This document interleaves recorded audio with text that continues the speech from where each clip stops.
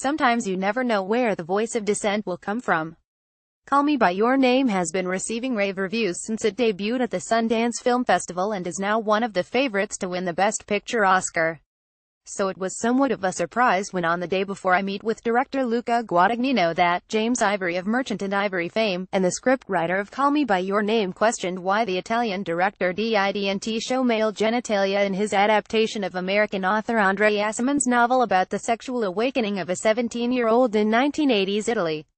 It's a position that has left Guadagnino baffled. "I am the least British director you can meet," argues the 46-year-old.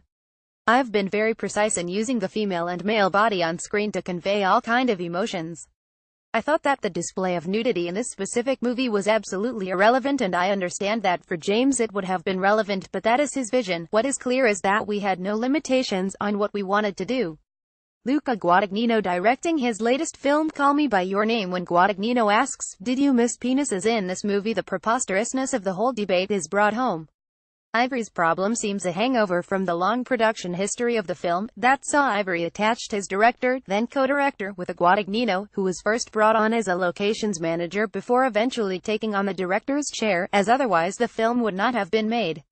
But Guadagnino wants to make clear that it's not the criticism of his film that bothers him, just the argument raised by the critic. "I'm happy to hear any kind of criticism if it comes from a place of intelligence and listening." Guadagnino is much happier when conversation reverts to the breakout performance of Timothée Chalamet as Elio, or how Armie Hammer, playing an American student who comes to Italy for a summer, delivers the performance that finally cements the promise he showed in The Social Network, playing both Winklevoss twins, and Michael Stuhlbarg's beguiling turn as an academic.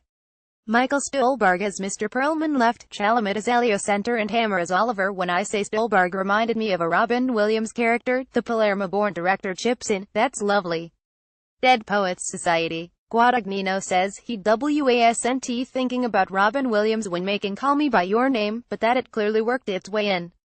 He argues that this type of unknowing homage is the secret to his movies. "I think that movies are made from the unconscious of the filmmakers, not out of their ego.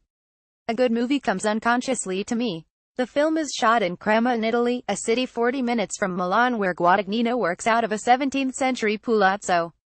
And he says that, as he made the film, he came to realize that he chose the location because unconsciously it fed into memories he had as a young man in Palermo, Sicily. "It was like the echo from my dreaming of becoming an individual that was independent from the oppressiveness I felt in Sicily."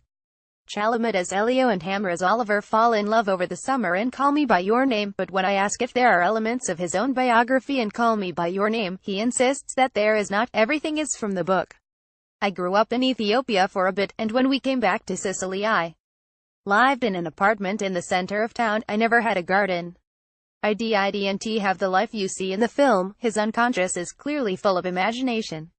The Italian has made his mark in cinema, opera and fashion. As a filmmaker he garnered international acclaim for his extraordinary depiction of a bourgeois Milanese family in Io Sono Amore I Am Love, made in 2009, starring his muse, the Scottish actress Tilda Swinton. She also starred as a voiceless rock star in A Bigger Splash 2015. In the high-end fashion world, he has been celebrated for his work making fashion films to go with collections in the luxury sector, starting with Fendi in 2005. Always looking to surprise and reinvent himself, in December 2011, he made his debut as an opera director with Falstaff at the Teatro Filarmonico in Verona, Italy. Ralph Fiennes and Tilda Swinton in Guadagnino's A Bigger Splash Rex features. He has a motto for his work: "You always have to dare yourself, to do things that can sound impossible."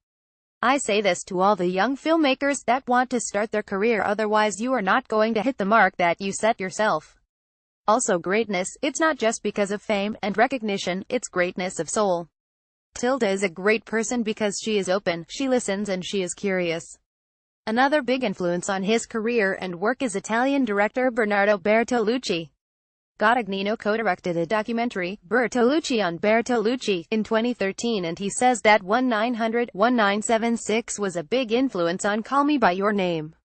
The over 5-hour movie also features an unlikely and at times sexual relationship between two men, played by Gerard Depardieu and Robert De Niro, but it's the scenes of the characters as children growing up in fascist Italy that particularly enamored Guadagnino. The two directors have a strong friendship, and when Guadagnino is editing a film, he always sends an early cut of the work to Bertolucci to make comments on, who he describes as a hard taskmaster. Guadagnino's next film is a remake of Dario Argento's Suspiria that will see him reunite with Swinton for the sixth time, and her A Bigger Splash co-star Dakota Fanning is for his own career. Guadagnino makes the strange assertion that he has not had success. I'm 46 and I don't know if I've ever had success. I've had recognition, which is a bomb. It's nice, you know, when you feel sick and you drink something and it makes you feel better, but success, I don't know.